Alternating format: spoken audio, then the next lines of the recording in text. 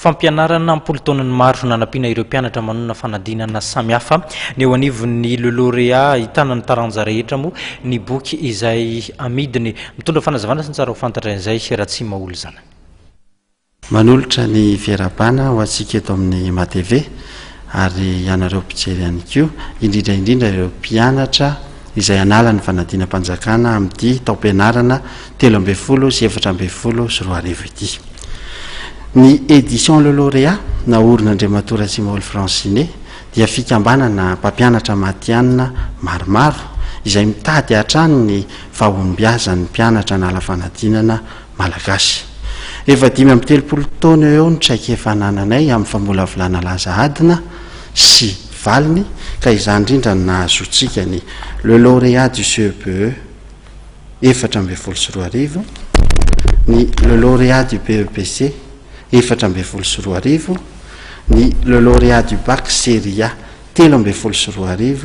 ary ny le lauréat du bac série CD 13 mariana moa fa samy manaraka ny fandaharam-pianarana ofisialy avokoa izy ireo fa ny tena mampiavaka ny le lauréat dia ny fomba nanoratana azy satria ireo mpampianatra miaraka amin'ny traikefany dia mipetraka eo amin'ny toeran'ny ankizy tokoa ary miezaka mamantatra izay tena zavatra ilainy amin'ny lafiny laza adina fa indrindra amin'ny famoaboasana ny valiny. Manaraka izany dia ahitana ny taranja rehetra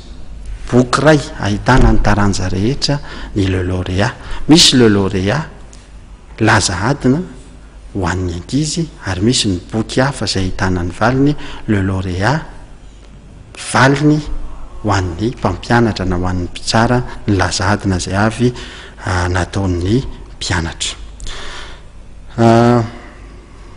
Manaraka izany ho an'ny le lauréat du bac manokana dia ny philosophie sy ny histoire dia lahatsoratra mihitsy ny valiny omenay ary amin'ny teny roa samihafa izy ireo teny frantsay sy teny malagasy.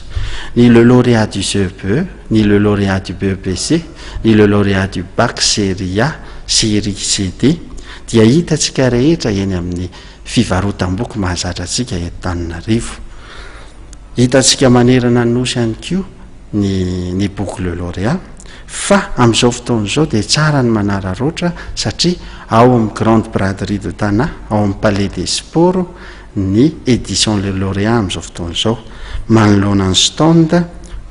216-217 stand 216-217 grande braderie de Tana